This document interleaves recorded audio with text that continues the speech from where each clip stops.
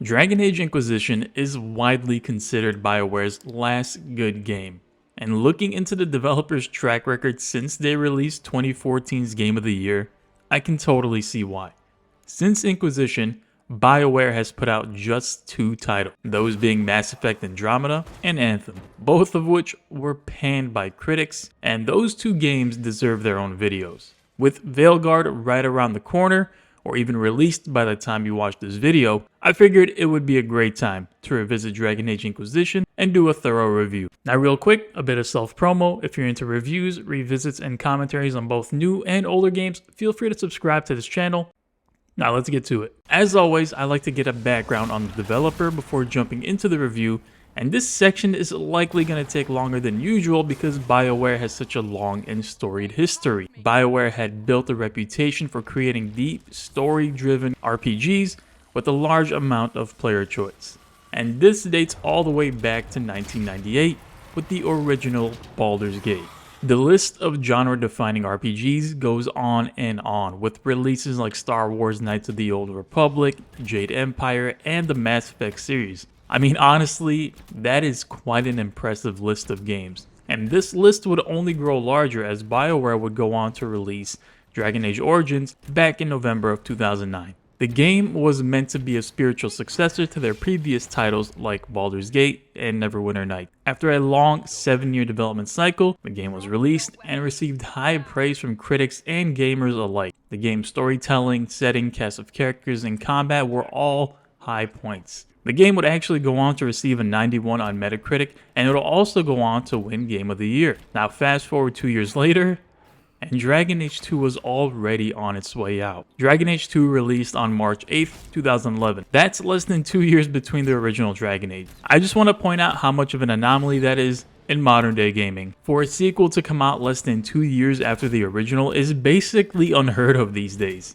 The game was definitely rushed, as it's reported that EA gave BioWare only 14 to 16 months to finish the game's development, and it showed in the critical reception it received on its release. With only an 82 on Metacritic, this sequel was a far cry from what made the original such a good game. While the gameplay remained somewhat of a high point, the changes to its storytelling structure and smaller scope received a lukewarm reception. The game was actually made to be more accessible to new players, since it was reported that most players did not even finish the early hours of Dragon Age Origins. The sped up combat and smaller scope of the game, along with overly reused environments and assets, were highly criticized.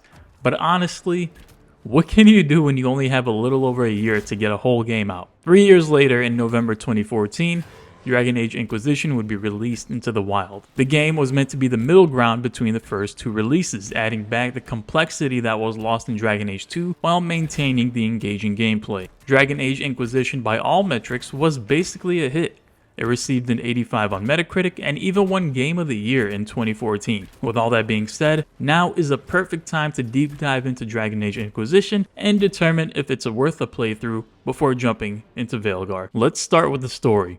Dragon Age Inquisition follows the story of the Herald of Andraste, basically your player character who survived an explosion that destroyed the Conclave and simultaneously created a large hole in the Veil, allowing demons to pour through these rifts in the sky. Early on, the story follows you and a set of 3 companions on a mission to close these rifts and secure the land. The game starts introducing a variety of player choices to make, much of which I will not spoil in case you intend to play the game on your own and experience it fully. While I won't go into detail of the whole story, I found the war between the mages and the Templars interesting to witness. Throughout the hinterlands, you'll find groups of these rivals fighting each other, and you, basically being the neutral third party, can attack both groups. Eventually the game has you pick a side, whether it be the rebel mages or the Templar order. These decisions are not without consequences, so it gives the player a lot of control of how the story plays out. The game does eventually introduce a big baddie, along with a variety of other characters and choices you make throughout your journey. The choices you make affect both you and the world around you. I have to give credit where it's due. I found the whole story to be pretty engaging. The writing was great.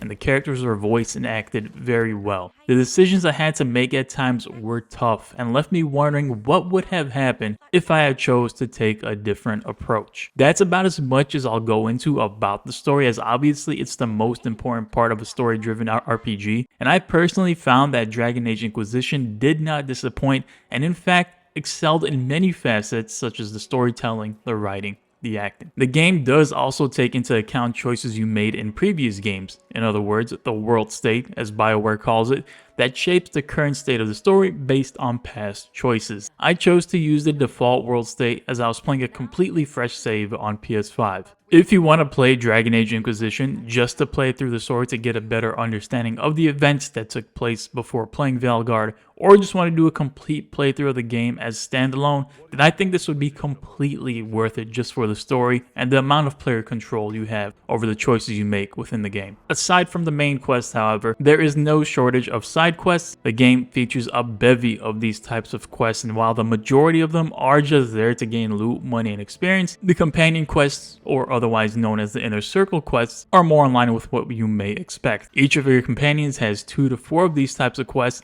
that either lead to a romance option or some large reward. I'll dig deeper into companions in a later section, but with that being said, let's move on to quest structure. Quests in Dragon Age are plentiful. In fact, it's quite infamous for the first region, known as the Hinterlands, being overwhelming and causing both player fatigue and confusion. But more on that later. So in Dragon Age, you have your main quests known as the Inquisitor's Path. These are large quests that advance the story and may or may not feature a boss fight. These quests usually involve you moving from area to area, taking down a group of enemies, defending a point, capturing something, and making one or even a couple of story-defining decisions. And these decisions also affect your companions' approval of you, as some may approve or disapprove of the choices you're making. I found almost all these quests to be engaging and thoroughly had a great time playing through them. Seeing how my choices play out was really entertaining. Outside of the main plot quests, there are specialization quests available for the 3 main classes: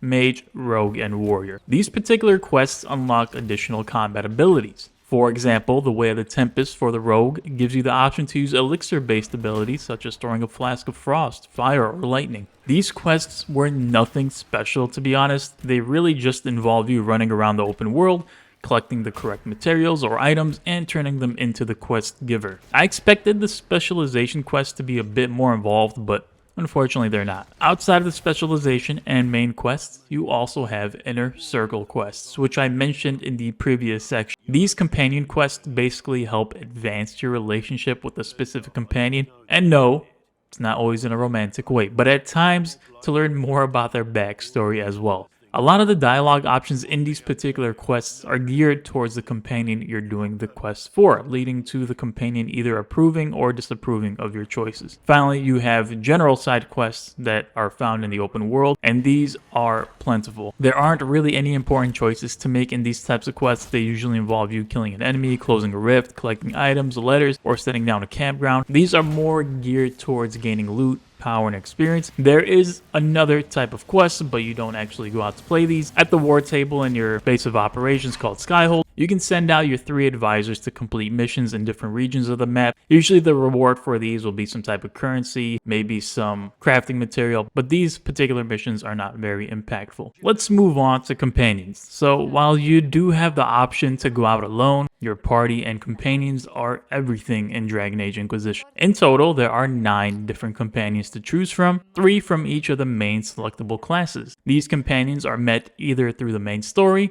or through some side quests. Each companion has their own set of skills and abilities based on the class that they are. For example, Blackwall can specialize in 2-handed weapons or a sword and shield, and so can any other warrior, allowing you to form the team exactly how you want. I ended up having 2 warriors and a mage, which included both Blackwall and Cassandra, as well as Solus, mostly to make sure that no one ever touched me as I was playing an archer. Having the ability to level up and choose your companion's skills is great. Surprisingly, not all games do that. I'm looking at you, Greedfall. And not only that, you have the behaviors and tactics menu to really make it so that the AI plays the way you want. You can issue basic commands like engage or disengage. I will say I really didn't mess with the tactics menu. I found that it was set up pretty well in its default state and really didn't need much changing. I should also mention that I did play the game on normal, so maybe making changes to tactics is reserved for more advanced difficulties. Each companion has their own questline and will approve or disapprove of your choices in different ways.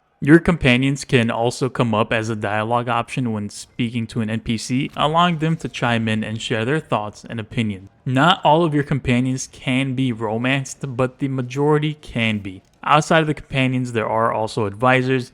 These 3 characters do not join you on missions, but they also have their own quest lines and personalities. Overall, I felt that the characters that you can party with were great. I did prefer some over others, but generally speaking, they were all voiced really well and well written. The overworld of Dragon Age Inquisition involves a number of different regions you can drop into and complete side quests in, starting with the hinterlands. So I think that name may or may not sound familiar to you, but the hinterlands are a huge area that is just chock full of side quests and NPCs. In total, there are over 40 side quests in this area. This doesn't include collectibles, which there are plenty of those as well. The hinterlands are just the first area you visit after the events at the Conclave, and it very quickly becomes overwhelming. There are just so many icons on the map, and not knowing how the game is structured causes even more confusion. So let me just clear the air with that right now. To put it simply, main quests in Dragon Age Inquisition require power. Power is gained by closing rifts within semi-open world areas, completing side quests, taking over keeps, setting up camps, among many other activities. Once you gain enough power, you can go ahead and start a main quest. These main quests might cost 10, 20, 30 power or more. This wasn't exactly clear to me when I first started, but I slowly started understanding what people meant by the game having a copious amount of filler content. You won't be able to just do main quest after main quest. Instead, the game asks that you go back into the world in one of the many different locations you can go to, both on the Ferelden side of the map and the Orlais part of the map, and complete a variety of activities before gaining the ability to tackle the next main quest. The game is driven by side content. Without it, realistically, the length of the main game would probably be closer to 8 to 10 hours. Outside of power gating main quests, there's also level gating. And don't get me wrong, I don't mind level gating at all. I think it's fun to grind at times and level up to take on harder enemies. Level gating also plays a role in the different regions, as some of the semi-open world areas may have higher leveled enemies wandering around compared to you and your party, making it basically inaccessible. Main quests can also be higher leveled than both you and your party are, making you go back and grind before being able to successfully complete the main mission. This is all to say that about 90% of your time will be spent completing activities in the overworld to gain both power and experience for the next main quest. I ended up grinding these various areas quite a bit. I took a let me get as much power as possible approach, so that way I can do multiple main quests in a row rather than completing one, then going back to gain more power, then doing the next main quest. I will say this right now, your patience for grinding and completing side activities will determine if you're going to be able to finish Dragon Age Inquisition or not. If you have a high tolerance for side activities, for leveling, for grinding, then you wouldn't have a problem with this. If, however, you have a very low tolerance and just want to go through the main mission, that can potentially see you having trouble getting through this game if you have no interest in the actual side activities and what they offer. I will say personally that I did not mind it. I enjoy doing these side activities like taking over keeps, clearing rifts, but again, not everyone will enjoy having to blast through these to advance the story. Combat is the second biggest part of Dragon Age Inquisition next to story, and thankfully the combat is fairly well done. To start out, you have a basic attack that is performed with the right trigger. As you fight, you gain stamina or mana, allowing you to perform abilities that eventually go on cooldown after use. I personally played an archer during my playthrough, so my gameplay experience will vastly differ from a warrior or maybe a mage. As you level, you gain skill points that can be spent on a number of different active or passive skills. I'll have a separate section that goes over skills in detail. At any time in the combat, you can switch over to one of your companions and control them fully. I personally never did this unless my player character died and I needed to be revived. I'm sure it's the common approach to constantly switch between characters in battle, but I just want to play as myself. You can also enter a tactical view, which is basically an overhead camera that allows you to issue commands and fast forward combat from that same perspective. I basically never used the tactical view, I didn't find any use for it. Combat at times did feel a bit clunky. I'm not sure if it was because I was basically playing the PS4 version of the game on my PS5, but there were a number of moments that I remember where the movement felt unresponsive, or sometimes my commands just didn't register. Regardless though, the combat was well done. The freedom to build out your party the way you want and seeing them action was fun. Combining abilities with your party felt great, like Solus using chain lightning and following it up with poison arrows, causing a variety of status effects. The game does allow you to take up to 3 companions with you in your party, and these members can be of any class, though it's highly recommended to have at least one tank who taunts and draws enemy towards them. Otherwise, you may find yourself overwhelmed, and that is of course if your character is not already the tank of the group. So now is the great time to bring up enemy variety. Dragon Age Inquisition has a great number of enemies ranging from feral creatures such as spiders, wolves, demons, dragons, and human enemies from different classes like mages, warriors, rogues, and others. Each of these enemies come with their different abilities and resistances, basically making my poison arrows completely useless at times. Enemies also have different variations of themselves, like for example, you may run into a lesser terror demon or a greater terror demon. All this is to say that the game does a great job with giving you a good variety of enemies to tackle. I will say I personally never had to prepare for a fight. I felt like me and my party were ready for just about any challenge that came our way, but that might be because I did so many side activities and also I was playing on normal difficulty. I can definitely see that playing on higher difficulties would require better preparation and party composition. So let's drill down into the skills menu. I'll walk through a couple of different skill trees for the rogue class so you can get an idea of what skills are like in Dragon Age Inquisition. So basically, I wanted to play as an archer, and thankfully, I was able to do that to the fullest extent. Skill trees are broken up into different playstyles. Being a rogue, I had access to skill lines for wielding daggers, where that playstyle is more face-to-face, melee-based, a bow and arrow where I can attack from range and high ground. There's another skill line for setting traps, which allows me to run around the battlefield and ensnare enemies. And finally, a skill tree which enabled me to be more of a sneaky assassin and go in and out of the shadows. Each class has 4 different skill paths that one can take, allowing you to mix and match abilities from these different skill trees. Let's go down the archer path. As I mentioned, each skill tree does have active and passive abilities, the active abilities being the diamond-shaped ones, and the passive abilities being circular. So let's start with Death from Above, which grants me a damage boost when firing from high ground, and First Blood allows me to do more damage to enemies that are not wounded. Longshot is the first of the active skills that, when activated, does higher damage to an enemy the further away that I am. These active skills also have modifiers, so for example, this makes it so that my long shot ability can go through enemies. Here we have Leaping Shot, which basically helps you escape if an enemy is getting too close, and a modifier that deals more damage for your next attack after using Leaping Shot. Explosive Shot fires an arrow that explodes on impact, and its modifier sets off a chain reaction of explosions. There's also the Pincushion passive, where each additional arrow you fire into an enemy causes more and more damage, as well as Strafing Shots that helps you move around the field faster without losing accuracy as you fire away. Finally, there's the Full Draw active skill. This particular skill has a very long windup, but deals massive damage, and the modifier allows you to put enemies to sleep. So this is just one example of a skill tree. As mentioned, there are 4 skill trees per class, so you can definitely customize your playstyle as you see fit. I like the skills in the game a lot, and their modifiers were impactful for the most part. I did feel like I was able to fully embrace the role of an archer in combat and did not need to make any sacrifices to that playstyle. Whenever combat would start, I typically would look for some high ground to get that damage boost, and if I didn't find any, then I would resort to creating as much distance between me and the enemy to get a different type of damage boost. I even ended up taking some skills from the Sabotage skill tree, allowing me to turn my arrows into poison arrows for a short duration. It's also worth noting that skills can be respect, but you'll need a certain amulet to do so.